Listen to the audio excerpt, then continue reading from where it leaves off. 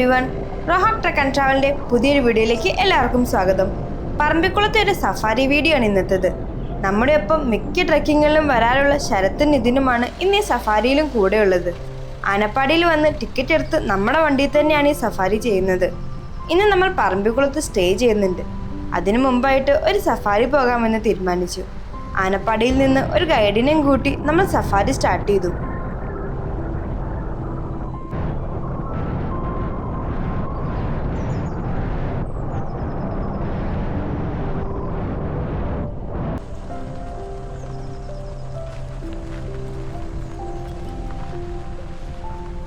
Safari തുടങ്ങി കുറച്ചു നേരം കഴിഞ്ഞപ്പോൾ ഇവിടുത്തെ ഒരു സ്റ്റേ ഓപ്ഷനായ ടിംബർനൂക്കിന്റെ അവിടെ വണ്ടി നിർത്തി. തൂണക്കടവ് ഡാമിന്റെ റിസർവോയറിന്റെ സൈഡിലായിട്ട് നല്ല ഭംഗിയുള്ള ഒരു സ്റ്റേ. അങ്ങനെ ഈ സ്റ്റേയിന്റെയും ഈ റിസർവോയറിന്റെ വ്യൂ ഒക്കെ ഷൂട്ട് ചെയ്തുകൊണ്ടിരുന്ന ഞങ്ങൾക്ക് അതിലും നല്ലൊരു കാഴ്ച കാണാൻ പറ്റി. റിസർവോയറിന്റെ അപ്പുറത്ത് ഒരു കൂട്ടം ആനകൾ. അങ്ങനെ ആദ്യം ഞങ്ങൾ കണ്ടത് ഈ ഒരു പിടിയാനയായിരുന്നു. ഇത് മണ്ണും വാരിയിട്ട് ഒരു മരത്തിന്റെ താഴെ നിൽക്കുകയായിരുന്നു.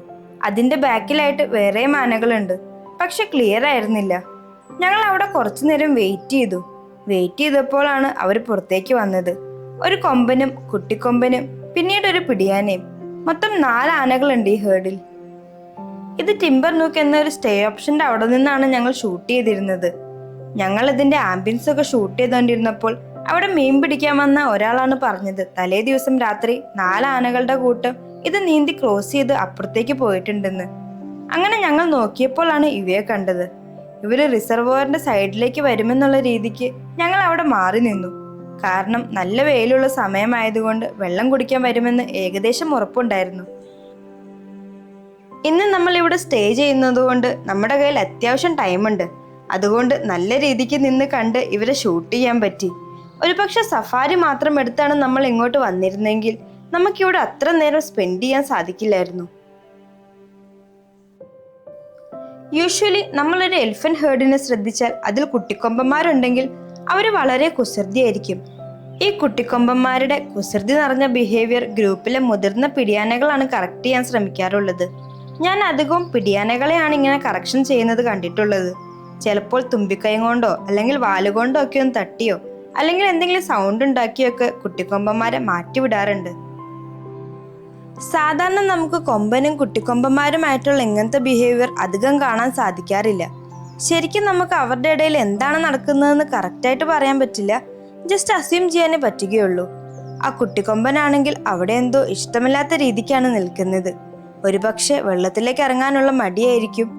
അങ്ങോട്ടിറങ്ങാൻ മടി കാണിക്കുന്ന കുട്ടിക്കൊമ്പനെ ആ കൊമ്പൻ നിർബന്ധപൂർവ്വം പിന്നിൽ നിന്ന് തള്ളി റിസർവോയറിന്റെ സൈഡിലേക്ക് ഇറക്കുന്നുണ്ട്.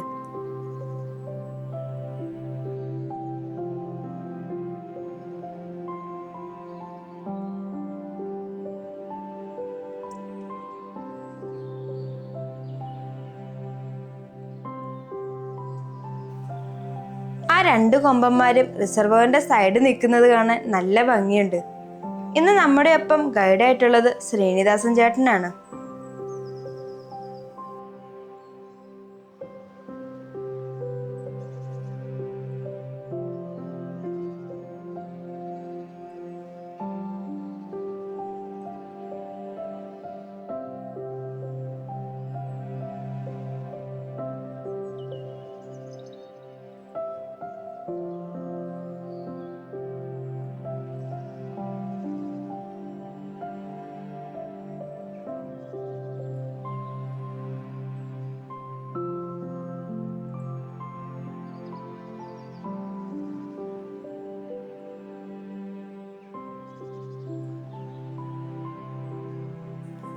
ഈ ഒരു കൊമ്പനെ നമ്മുടെ വീഡിയോസൊക്കെ സ്ഥിരമായി കാണുന്നവർക്ക് മനസ്സിലായിട്ടുണ്ടാവും.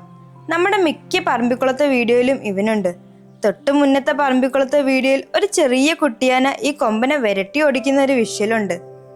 അങ്ങനെ കുറച്ചു നേരം അവിടെ നിന്ന് പുല്ലൊക്കെ തിന്നതിന് ശേഷം ആ കൊമ്പൻ പതിയെ കാടിന്റെ ഉള്ളിലേക്ക് കയറിപ്പോയി. മറ്റു 2 ആനകളും പുല്ലും തിന്നോണ്ട് റിസർവോയറിന്റെ സൈഡിലൂടെ തന്നെ നടക്കുന്നുണ്ട്.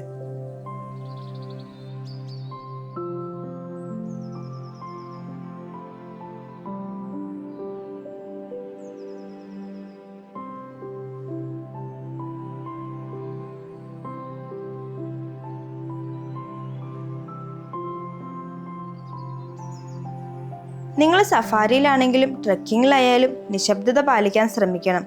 ഇത് പറയാൻ കാരണം ഞങ്ങൾ ഇവിടെ നിന്ന് ഷൂട്ട് ചെയ്തുകൊണ്ടിരിക്കുമ്പോൾ 2 വണ്ടിയിലായിട്ട് വന്ന ആൾക്കാർ ആനയെ കണ്ടതിന് ശേഷം ഭയങ്കരമായ ബഹളം ഉണ്ടാക്കാൻ തുടങ്ങി. ഗൈഡ് അവരോട് പറയുകയുണ്ടായി മിണ്ടാതിരിക്കാൻ. പക്ഷെ അവർ കേൾക്കാൻ കൂട്ടാക്കിയില്ല. പിന്നീട് അവർ അവിടെ നിന്ന് മാറിപ്പോയി.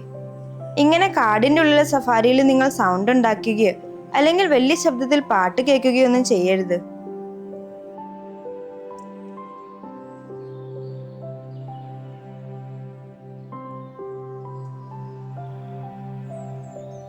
ഈ ഒരു സഫാരി ശരിക്കും ഞങ്ങൾ ഒന്ന് എക്സ്പെക്ട് ചെയ്ത് വന്നതല്ല.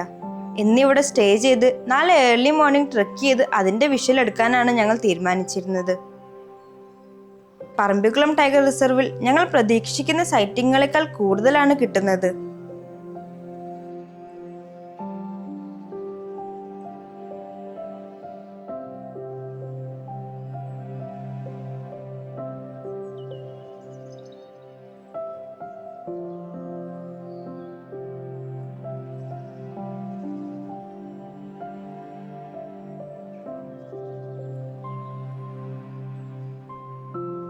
ട്രക്കിങ്ങിലാണെങ്കിലും സഫാരിയിലായാലും ആനകൾ നമ്മളെ കാണുമ്പോൾ തന്നെ പെട്ടെന്ന് മാറിപ്പോകുന്ന ഒരവസ്ഥ ഉണ്ടാവാറുണ്ട്. ആനകൾ റിസർവോയറിന്റെ അപ്പുറത്തായ കാരണവും അവർക്ക് നമ്മളെ കാണാൻ പറ്റുന്നതിനെക്കാട്ടും ദൂരത്തായതുകൊണ്ടും അവർക്ക് നമ്മളെ കറക്റ്റായിട്ട് ഐഡന്റിഫൈ ചെയ്യാൻ പറ്റിയില്ല. നമ്മുടെ സൗണ്ടും സ്മെല്ലും മൂലം മാത്രമാണ് അവർക്ക് നമ്മുടെ പ്രസൻസ് അറിയാൻ പറ്റുള്ളൂ. അതുകൊണ്ടൊക്കെ ആയിരിക്കണം അവർ വളരെ കാമായി വന്ന് റിസർവോയറിന്റെ സൈഡിലൂടെ നടന്ന് പിന്നീട് കാടിന്റെ ഉള്ളിലേക്ക് കയറിപ്പോയത്. നമ്മൾ ആഗ്രഹിച്ചത് അവർ വെള്ളത്തിലേക്ക് ഇറങ്ങി വെള്ളം കുടിക്കുമെന്നൊക്കെയാണ്. പക്ഷെ അങ്ങനെയൊന്നും ഉണ്ടായില്ല. എന്നാൽ കുറച്ച് മുന്നോട്ട് പോയിട്ട് നമ്മൾ ആഗ്രഹിച്ച പല കാഴ്ചകളും നമുക്ക് അവയിൽ നിന്ന് കിട്ടി.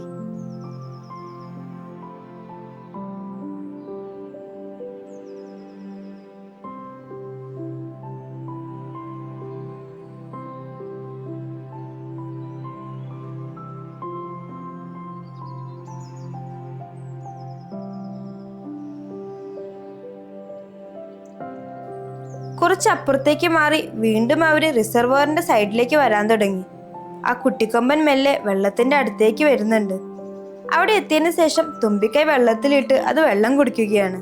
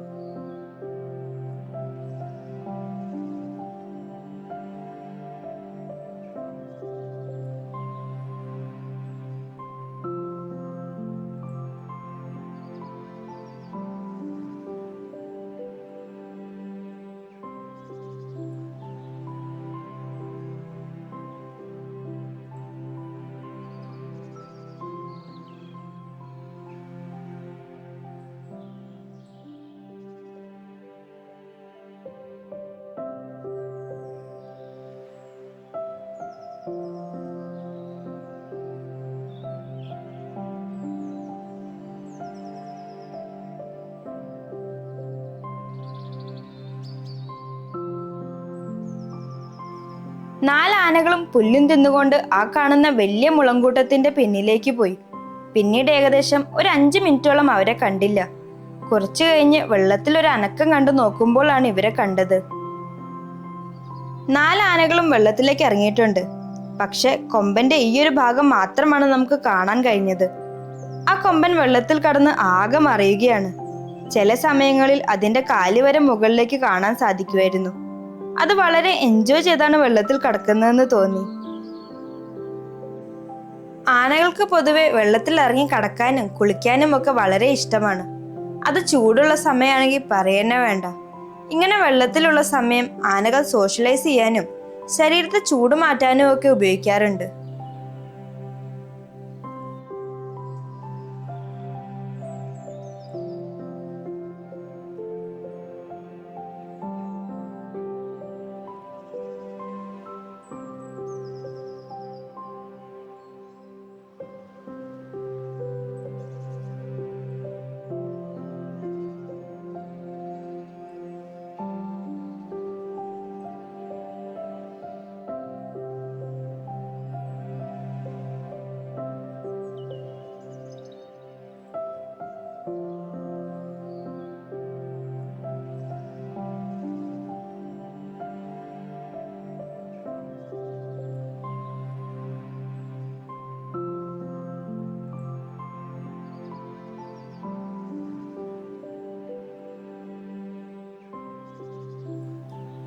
ഞങ്ങൾ നിൽക്കുന്ന ഭാഗത്തു നിന്ന് പൂർണ്ണമായിട്ടും ആനകളെ കാണാൻ സാധിക്കുന്നില്ല.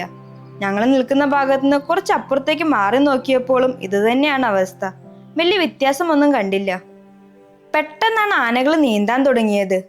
ആദ്യം ആ പിടിയാനയും കുട്ടിയാനയാണ് നീന്താൻ തുടങ്ങിയത്. അവർക്ക് തൊട്ട് പിന്നിലായിട്ട് കൊമ്പനും നീന്താൻ തുടങ്ങി. മുൻപ് ആനകൾ നീന്തുന്നത് കാണാത്തവർക്ക് തോന്നാം ആനകൾ അതിലൂടെ നടക്കുകയാണെന്ന്. അത്യാവശ്യം ആഴമുള്ള സ്ഥലമാണ്. ആനകൾ നീന്തുക തന്നെയാണ്.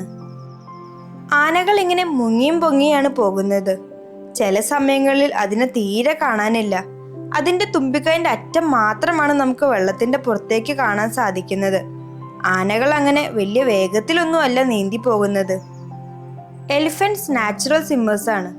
വളരെ അധികം ദൂരം ആനകൾക്ക് ഒറ്റയടിക്ക് നീന്താൻ സാധിക്കും. അതേപോലെ ഏകദേശം 6 മണിക്കൂർ കണ്ടിന്യൂസ് ആയിട്ട് ആനകൾക്ക് നീന്താൻ കഴിയുമെന്നാണ് പറയുന്നത്. ചെറിയ കുട്ടിയാനകൾക്ക് വരെ ചെറുപ്പം മുതൽ നീന്താനുള്ള കഴിവുണ്ടായിരിക്കും. 4 കാലും ഉപയോഗിച്ച് തുഴഞ്ഞാണ് ആനകൾ നീന്താറുള്ളത്.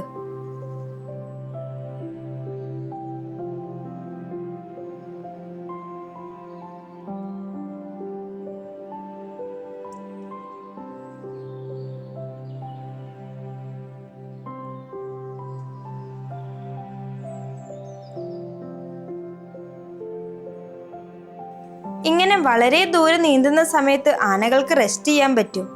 അവയ്ക്ക് വെള്ളത്തിൽ അവയുടെ ശരീരം ഫ്ലോട്ട് ചെയ്ത് നിർത്താനുള്ള കഴിവുണ്ട്. സോ വളരെ ദൂരം പോകുമ്പോഴൊക്കെ ആനകൾ റെസ്റ്റ് എടുത്താണ് നീന്താറുള്ളത്. ആനയുടെ തുമ്പിക്കൈ നമ്മൾ ഏകദേശം സ്നോർക്ലിങ്ങിനൊക്കെ ഉപയോഗിക്കുന്ന ഒരു ട്യൂബ് പോലെയാണ് പ്രവർത്തിക്കുന്നത്.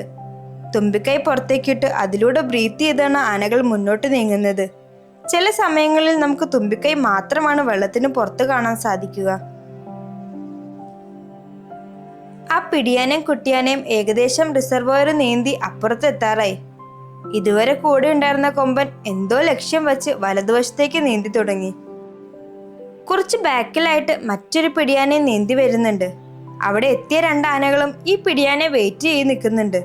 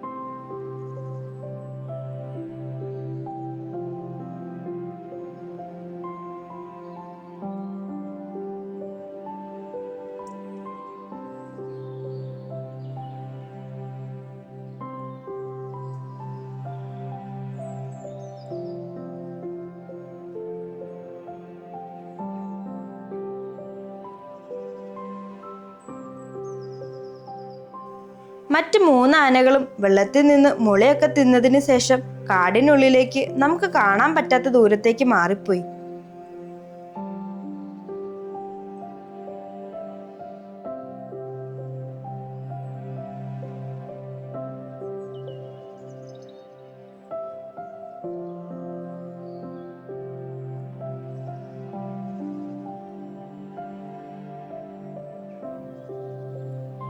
ഇനി ഏഷ്യൻ എലിഫൻസിനെ പറ്റി കുറച്ച് കാര്യങ്ങൾ പറയാം. എലിഫൻസ് 2 സ്പീഷീസ് ആയിട്ടാണ് ഉള്ളത്, ഏഷ്യനും ആഫ്രിക്കനും. ഏഷ്യൻ എലിഫൻസിനെ 3 സബ് സ്പീഷീസ് ആയിട്ടാണ് ഡിവൈഡ് ചെയ്തിട്ടുള്ളത്: ഇന്ത്യൻ എലിഫൻസ്, ശ്രീലങ്കൻ എലിഫൻസ്, പിന്നെ സുമത്രൻ എലിഫൻസ്. പിന്നെ ഒരു വിഭാഗമുണ്ട്, ബോണിയൻ എലിഫൻസ്. ചിലർ അതിനെ സബ് സ്പീഷീസ് ആയിട്ട് കണക്കാക്കാറുണ്ട്. പക്ഷെ അതൊരു ഐസൊലേറ്റഡ് ഐലൻഡിലായതുകൊണ്ട് ഇന്ത്യൻ എലിഫൻസിൽ നിന്ന് വന്ന ജനറ്റിക് ചേഞ്ചസ് മാത്രമാണ് ഉള്ളതെന്നാണ് പറയുന്നത്. ഏഷ്യൻ എലിഫൻസിന്റെ പോപ്പുലേഷൻ ഏകദേശം 50,000-ൽ താഴെയാണ്. IUCN റെഡ് ലിസ്റ്റിൽ എൻഡേഞ്ചർഡ് കാറ്റഗറിയിലാണ് ഇവയെ ഉൾപ്പെടുത്തിയിട്ടുള്ളത്. ഇതിൽ ഏകദേശം 40,000 ആനകളും ഇന്ത്യൻ എലിഫൻസ് ആണെന്നാണ് പറയപ്പെടുന്നത്.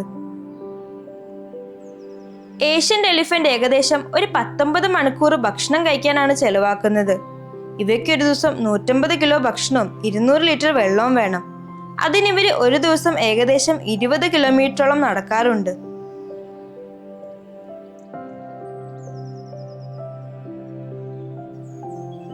ഇവൻ കുറെ നേരമായിട്ട് റിസർവോയറിന്റെ കരയിലുള്ള മുളകളും ചെടികളും ഒക്കെ തിന്നുകയാണ്. ഇനി കുറച്ചു നേരം നിങ്ങൾ ഇവനെയും കണ്ട് എൻജോയ് ചെയ്യൂ.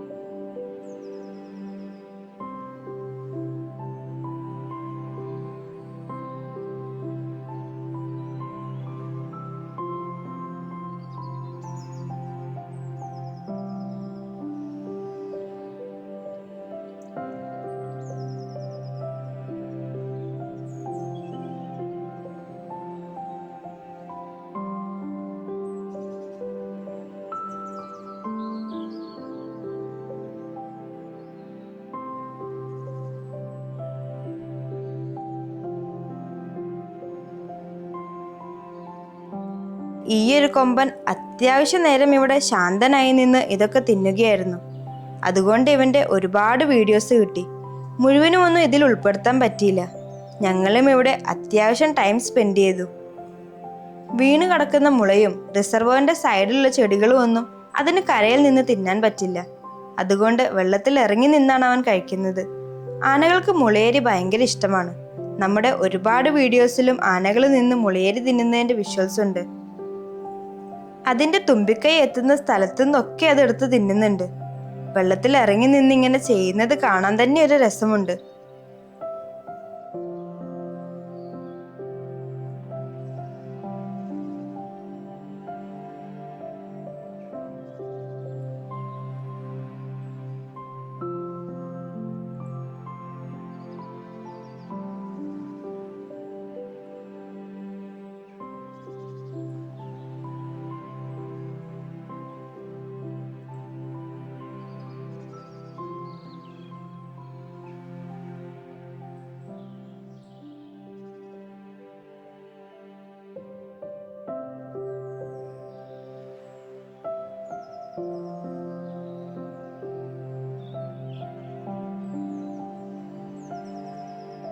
പറമ്പിക്കുളം ടൈഗർ റിസർവിൽ നമ്മൾ എപ്പോൾ വന്നാലും നമുക്ക് നല്ല രീതിക്കുള്ള സൈറ്റിംഗ് കിട്ടാറുണ്ട്.